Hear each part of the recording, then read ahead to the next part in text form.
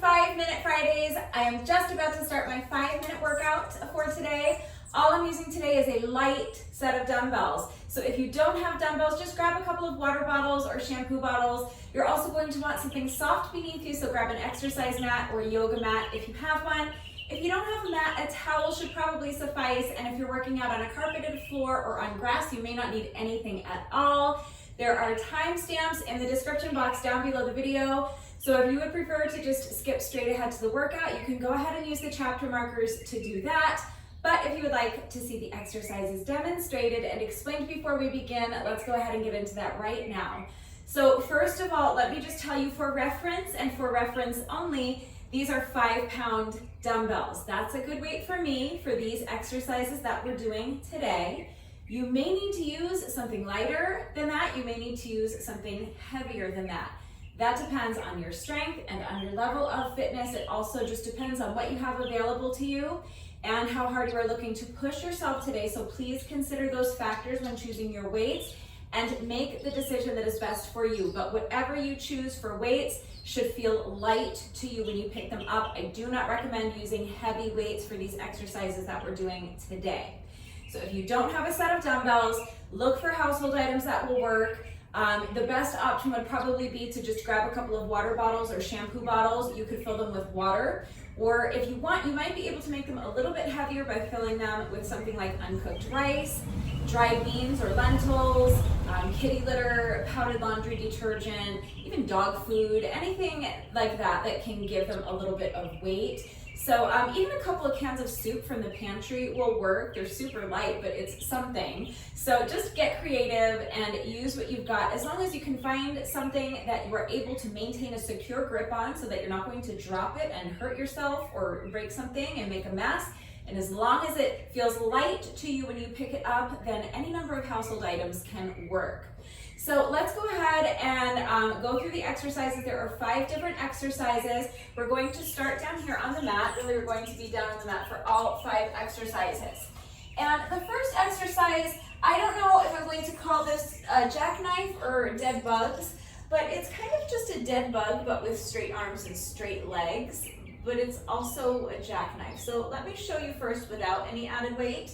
You're going to begin with your legs straight and your arms extended up overhead, and then you're just going to lift your legs and lift your arms at the same time, bringing your hands to tap your shins or wherever they land, okay? Making sure the movement is under control, and then you're going to lower your arms and lower your legs at the same time. So my arms and legs are more or less straight the entire time, just lifting the arms, lifting the legs simultaneously, and then lowering them simultaneously. So it's a jackknife, but is it? I don't know if you want to call it a jackknife or dead bugs, but that's the exercise. So if you prefer to do this exercise with your knees bent, you can absolutely do that. You can lower one arm and one leg at a time. That's dead bugs. We do those all the time. You can lower both arms and legs at the same time, just tapping your feet down to the ground.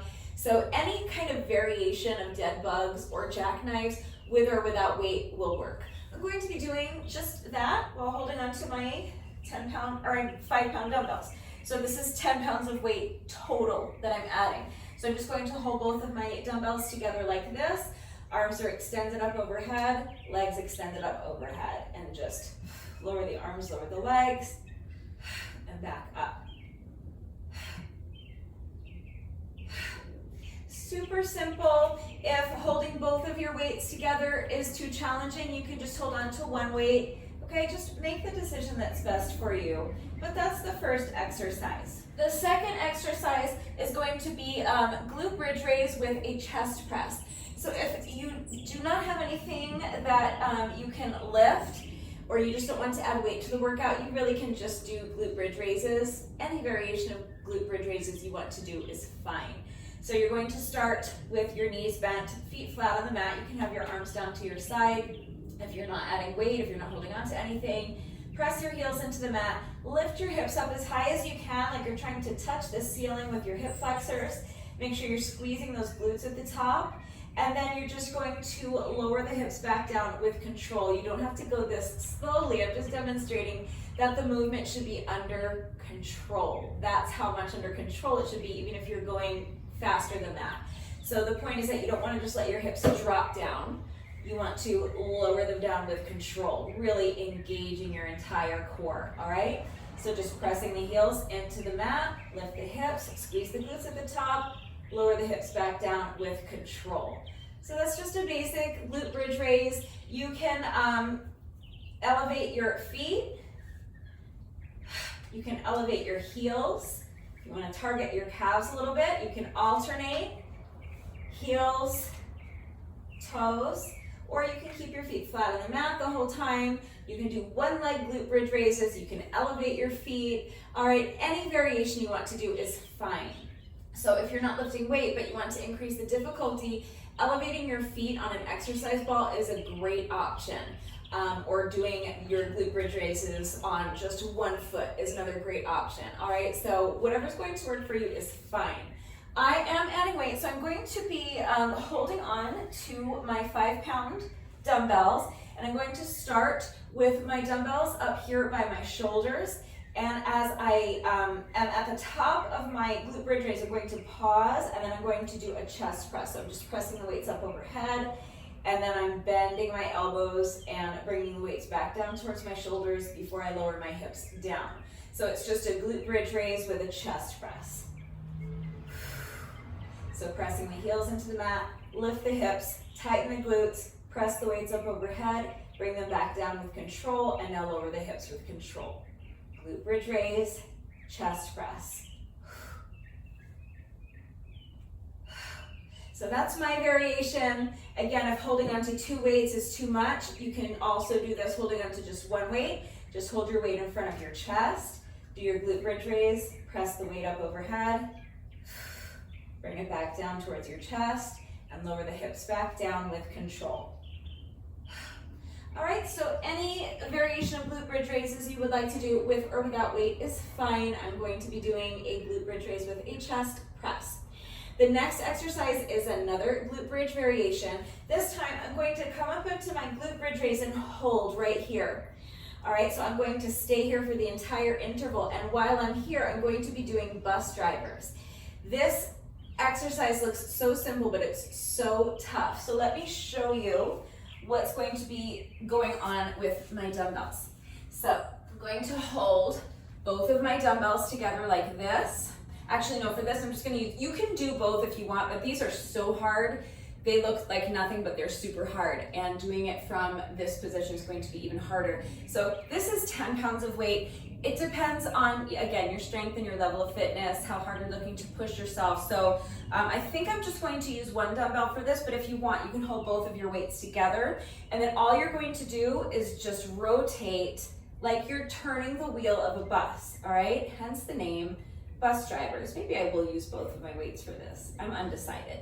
But if you want to use both weights, it will look like that. If you want to use just 1 weight, just hold on to one, put 1 hand on either end of your weight, and same thing, just like you're driving a bus, like you're turning the wheel, okay? So super simple, but from that position, it's gonna be super tough, so do your best.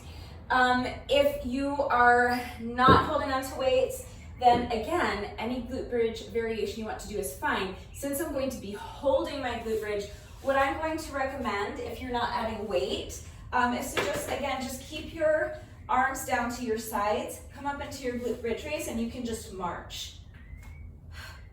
So keeping your knees bent and just driving 1 knee at a time towards your chest. Make sure you're continuing to push those hips as high as you can and squeeze the glutes. Really activate that deep core. So if you need a body weight alternative for that one, you can just do glute bridge marches. That works. All right, so that is my 3rd exercise. 2 more to go. For my 4th exercise, I'm going to be kneeling, and I'm just going to be doing these quad raises. So this exercise, we're strengthening our quads and our hip flexors. All right, so from this kneeling position, you're just going to lean back. I'm going to be holding onto weights. I'm using my weights as my dumbbells as a counterweight, but you don't need to hold on to anything. So if you don't want to hold on to anything, I'll show you that first. It's the same exercise, you're just not holding on to weights, okay? So you can start with your hands behind you, lean back, and as you do that, you can bring your hands in front and tap your fingers together.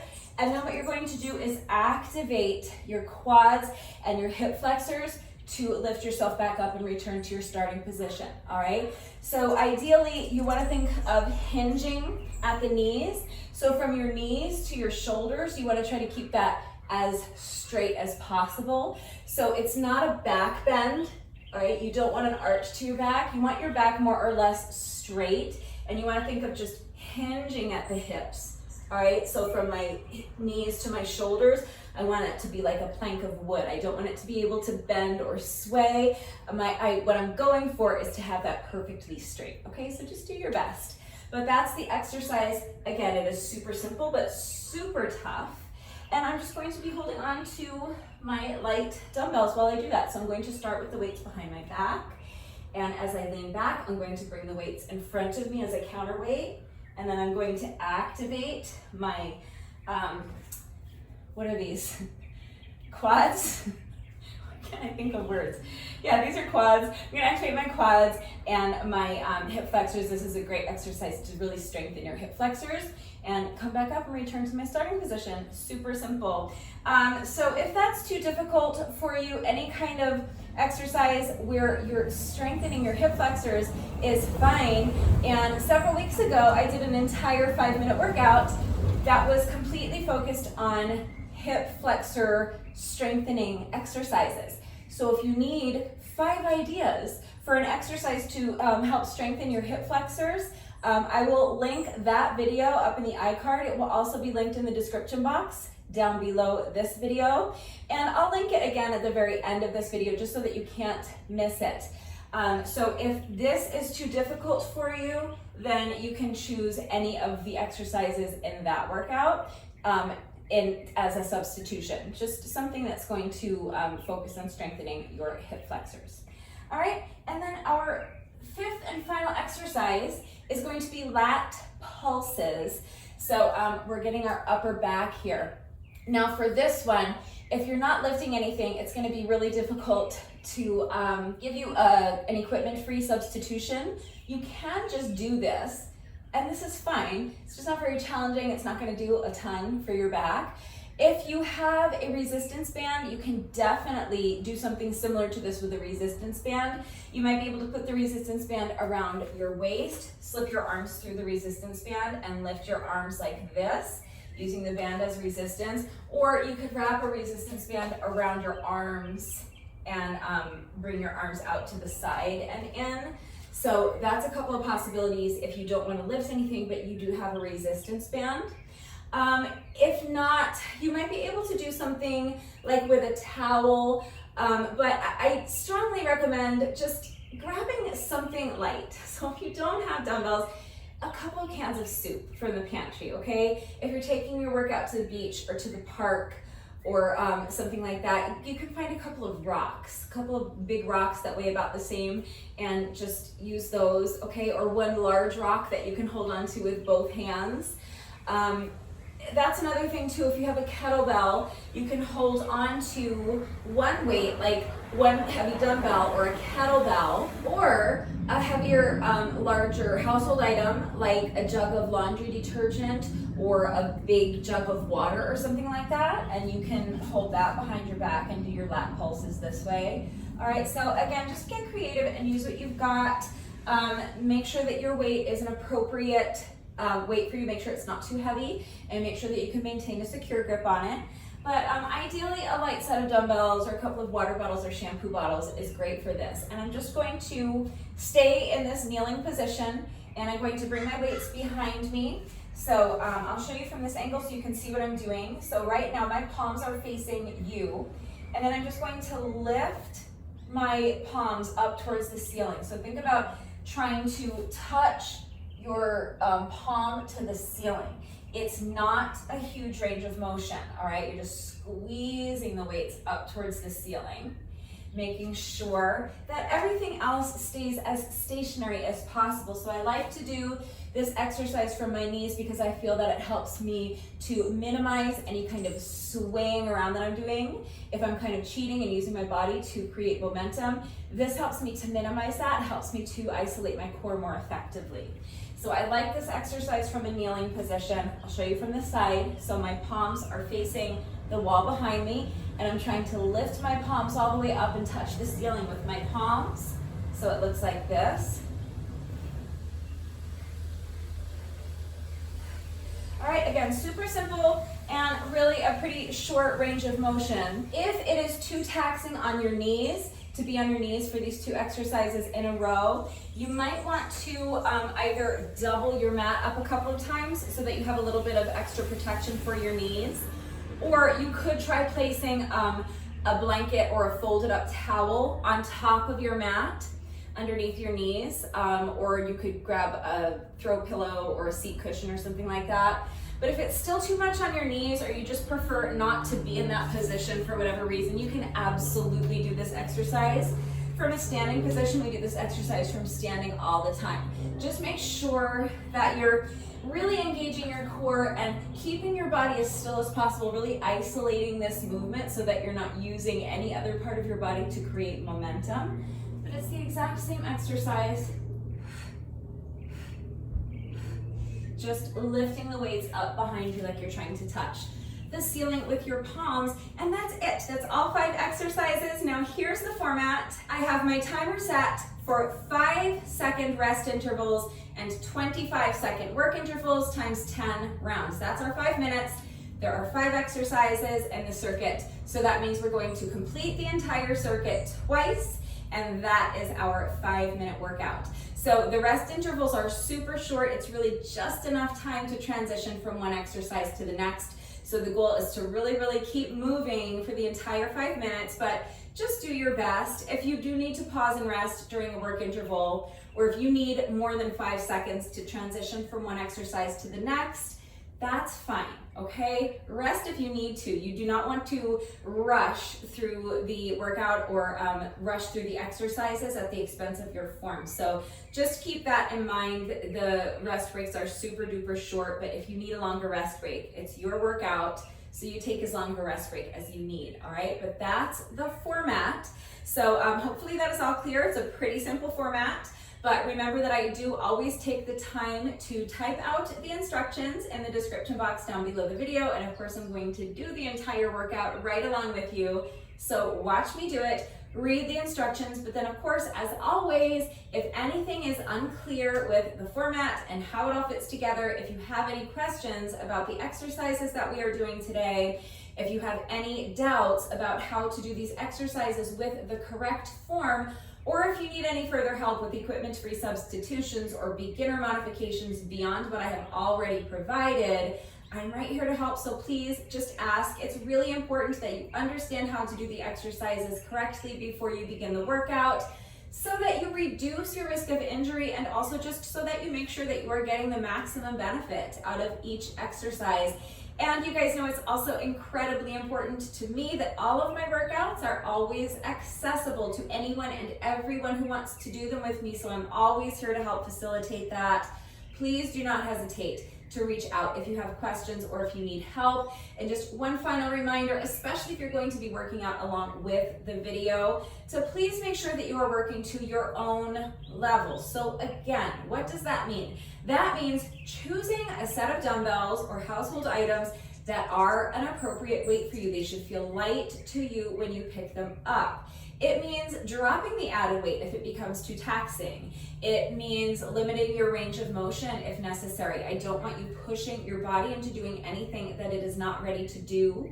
It means going at your own pace, so don't rush through the exercises.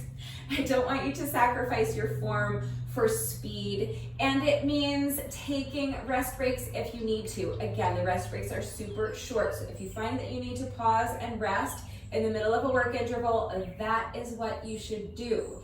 I want you to challenge yourself to keep the rest breaks as short as you can, but they should be as long as you need. You should only resume the workout once you feel that you have regained enough strength and you have enough stamina so that you can continue with good form. Do not rush through the exercises at the expense of your form. It is always going to be safer and more effective to do fewer reps with excellent form than to rush through and do lots and lots of sloppy reps. So please be smart, be safe, listen to your body, make sure that you are going at your own pace, make sure that you are minding your form, do not sacrifice your form for speed, and just do your best. Remember that your best is always good enough, so let your best be good enough. Hopefully I have covered everything. If you're ready to go ahead and begin the workout, first of all, make sure that you have something soft beneath you, and then grab a light set of dumbbells if you have them. If not, maybe a couple of water bottles or shampoo bottles filled with some sort of weight, even a couple of cans of soup from the pantry. Pause the video, go get dressed, meet me right back here. We're going to start with a quick little 2-minute warm up, and then we'll get right into our 5-minute workout. All right, so as soon as you're ready, let's get started with our 2-minute warm up. You're going to begin by just rolling your shoulders either towards the back or towards the front. It doesn't matter.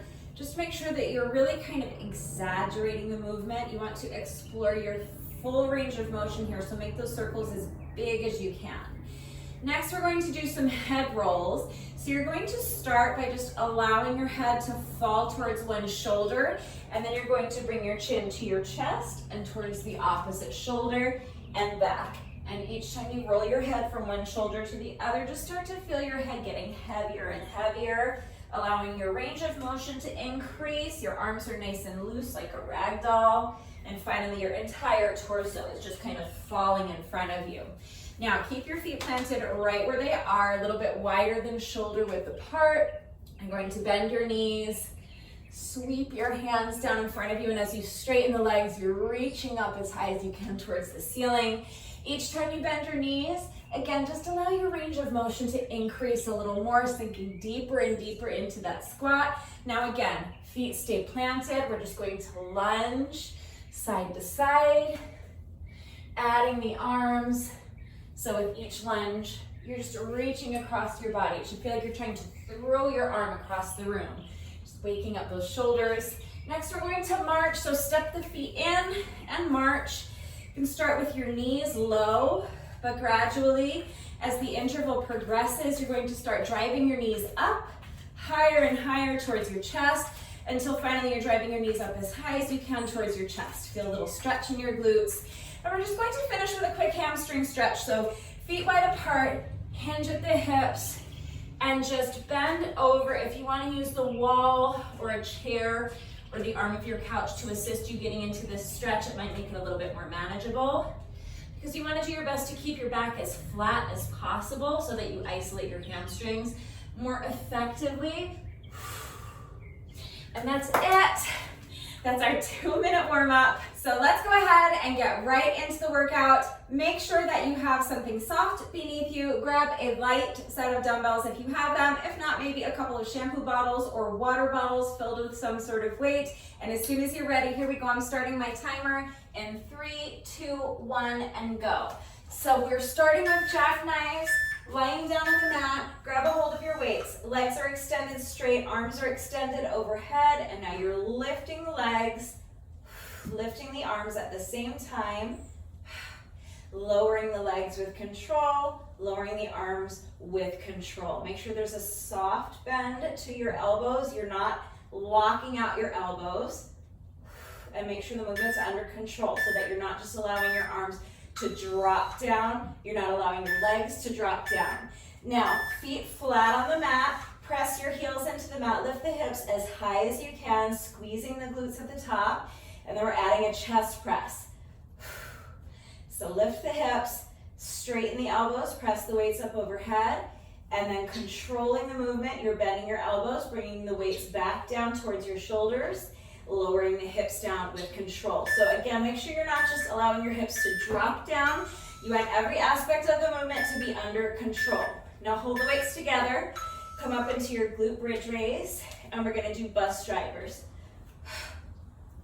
So you're just rotating your wrists as though you are turning the wheel of a bus. Making sure as you're doing that, that you're continuing to press your heels into the mat, Continuing to lift your hips up as high as you possibly can, squeezing those glutes. Now quickly, coming up onto your knees. Weights are behind you. You're going to lean back, bringing the weights in front of you. So you're using the dumbbells as a counterweight. And then you're activating your quads and your hip flexors to lift yourself back up, squeezing the weights together behind you. Now stay right here with your weights behind you. We're doing lat pulses. So you're just pulsing your arms like this. My palms are facing the wall behind me. So as I'm lifting my arms,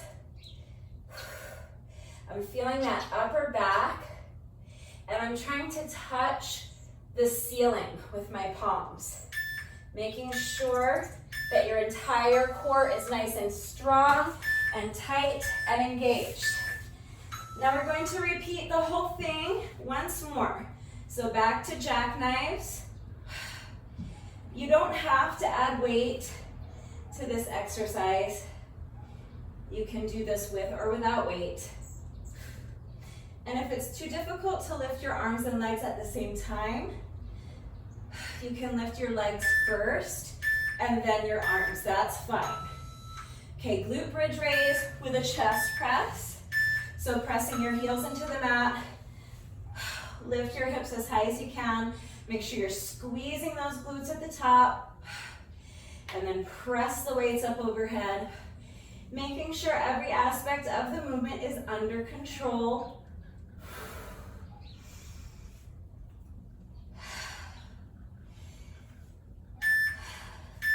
And now we're going to come up into our glute bridge raise and stay here. Hold the weights together. Extend the arms up overhead and bus drivers.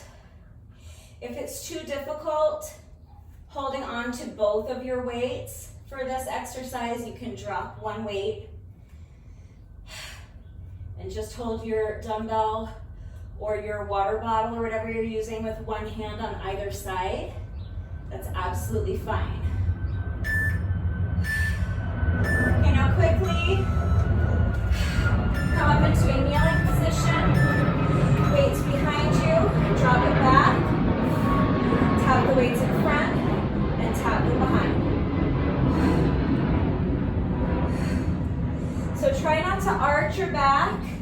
You want to think about hinging at the knees.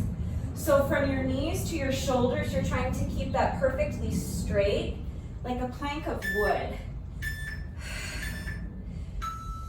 Okay, last exercise, let's push lat pulses, so keep the weights behind you and pulse, lifting your palms up towards the ceiling. If it's too taxing, staying on your knees like this,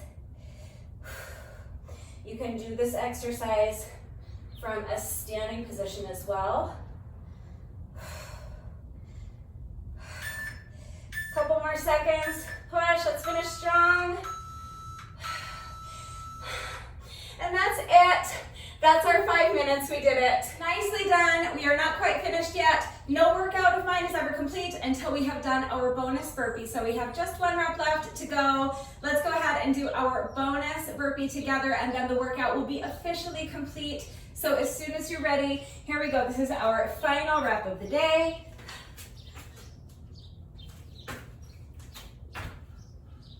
With that, the workout is now officially complete. So let's just do a quick little cool down together. You just want to keep moving while you allow your heart rate to come down, while you allow your breathing to normalize a little bit. So you can just pace back and forth. You can shake out the legs, swing the arms a little bit. Let's do a quick shoulder stretch. So just bringing one arm across your body, using your other arm to pull it in tight towards your chest. Make sure your straight arm is completely relaxed. Make sure this shoulder is completely relaxed. If your shoulder's all tense and hunched up by your ear, you're not going to be able to stretch it effectively. So relax the arm, feel that nice stretch in your shoulder, and switching sides, bringing the opposite arm across your body, using your other arm to pull it in tight towards your chest. Make sure you're continuing to move. So I would just kind of shift my weight from foot to foot, but you can shake out the legs, you can kind of pace back and forth while we're doing this light stretching, and make sure you're focusing on slowing down your breathing. So if your breathing is shallow and your chest is rising and falling like this, I want you to visualize your diaphragm being pulled down. Think about breathing all the way down into your belly button. Allow your rib cage to expand, and think about filling up your entire torso with air. And then think about using your diaphragm to control the air on the way out. All right, so shake it out. Let's do a quick tricep stretch. So bending one elbow, place your opposite hand on the elbow, and now gently pull your elbow towards the opposite shoulder, making sure that the fingers of this free hand are pointing straight down at the ground. So what you want to avoid is allowing this free hand to be hanging out up here somewhere by your shoulder. Point those fingers straight down at the ground. Gently pull your elbow towards the opposite shoulder. Feel that nice stretch in your triceps. Making sure you're continuing to move. Shake out the legs. Pace back and forth. Shift your weight from foot to foot. Shake it out. Let's get the triceps on the other side. So bending the opposite elbow. Place your opposite hand on the elbow and gently pull your elbow towards the opposite shoulder. Fingers of your free hand are pointing straight down at the ground. And you're continuing to focus on sending that air all the way down to your belly button, breathing as deep as you can, and controlling the air on the way out. Shake it out. We'll finish with a quick quad stretch. So if you struggle with balance, you can always hold onto the wall or a chair or a table or the arm of your couch for support. You're going to bend one knee, bring the foot behind you. If you're holding onto something for support, you'll just reach back and grab a hold of the top of your foot with the hand on the same side. If you're not holding onto anything for support, you can reach back and grab a hold of the top of your foot with both hands. And then you're going to press your heel into your booty cheek. Really press it in there. Feel that stretch in your quads.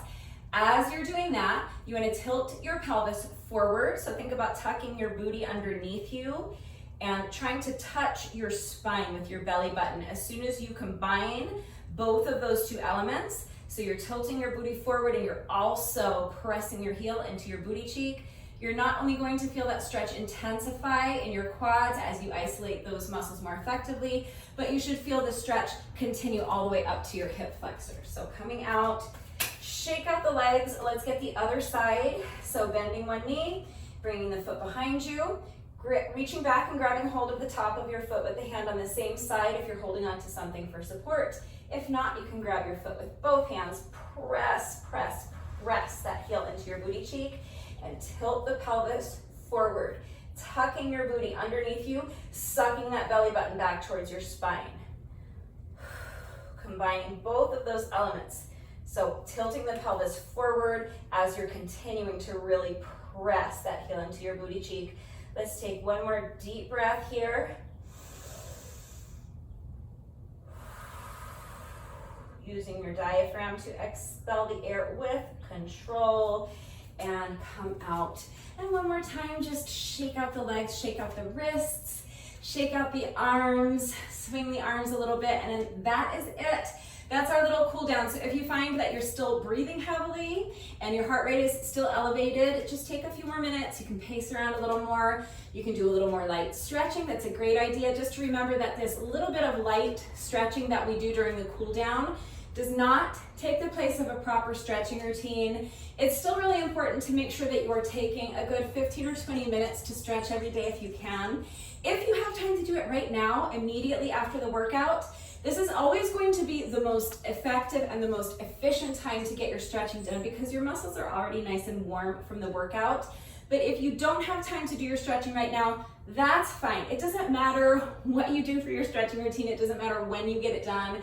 As long as you're getting your stretching done at some point during the day, that's what's important. It is going to help alleviate any muscle soreness that you might be experiencing after the workouts. It's also going to help reduce your risk of injury moving forward. And of course, it's going to improve your flexibility. Just remember that if you do put off your stretching until later on in the day, that your muscles will have gotten cold again, so you're going to need to take a few minutes to warm them back up before you begin stretching. You never want to jump into your stretching routine with cold muscles. your muscles need to be warm in order for them to be pliable enough so that you can stretch them safely and effectively. So please make sure you're taking the time to stretch every day, but please also make sure that you are doing so safely. But that's it. That is all I have for you today. So I hope you enjoyed this one. If you did this little 5-minute workout with me today, thank you so much. Please let me know what you thought of it and how you did. Thank you to everyone who has been working out with me lately. And even if you're not doing the workouts with me, thank you for watching the videos. Thank you for liking and sharing the videos. Thank you for all of your wonderful and supportive and engaging comments. It truly does mean the world to me. Thank you to all of my new subscribers. If you are not subscribed already, please subscribe. And of course, a great big thank you to those of you who have been subscribed to my channel for years. Please know that I appreciate you all so very much.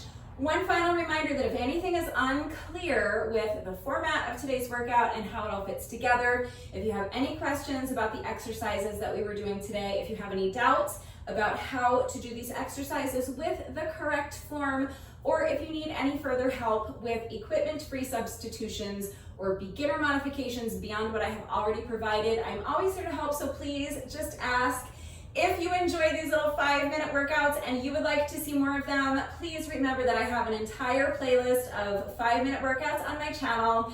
I will link it right there, and we will be continuing to do these 5-minute Fridays every week for the foreseeable future. So that means that I will be continuing to bring you at least one new 5-minute workout a week, every week for the foreseeable future. That is going to do it for today. Have a wonderful weekend, everyone, and I will see you all right back here on Monday. Bye.